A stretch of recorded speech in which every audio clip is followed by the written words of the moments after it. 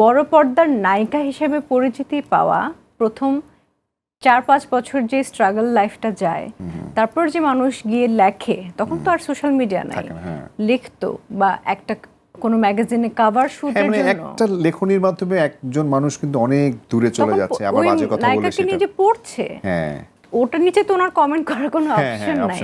তো এই যে পত্রপত্রিকায় পড়া, তারপর হচ্ছে ম্যাগাজিনগুলোর কভার ফটোশুটের জন্য আমাদেরকে যখন কল করতো, আচ্ছা আমাকে ডেকেছে কভার শুটের জন্য, আসলে কভারে দিবেন তো ছবি, মানে এটা শিওর হয়ে নিতাম, চলে যেতাম, ব্যাগ ট্যাগ গুছিয়ে নিজের কাপড় নিয়ে ফটোশুট করতে চলে যেতাম। তো আমি ভরসা রাখি হিরন স্মার্ট ওয়াটার পিউরিফায়ারে।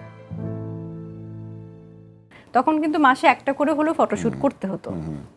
এই জিনিসগুলো যে আমাকে মানুষজন যাতে যত জানবে তত আমাকে চিনবে, তো এই ব্যাপারটা এখন তো আর না। এখন মানুষ আসলে কে নায়ক কে নায়িকা, কার কয়টা ছবি রিলিজ হচ্ছে, কখন হচ্ছে, কি হচ্ছে, সামনে অনেক। আমি যেমন রিসেন্টলি এফডিসিতে কাজ করেছি ঈদের আগেই, আমাদের গাজী মাহবুব ভাইয়ের একটা কাজ করেছি আমরা, যেহেতু একসাথে মাহবুব ভাইয়ের একটা সিনেমা করেছি, রাজা সূর্য খা।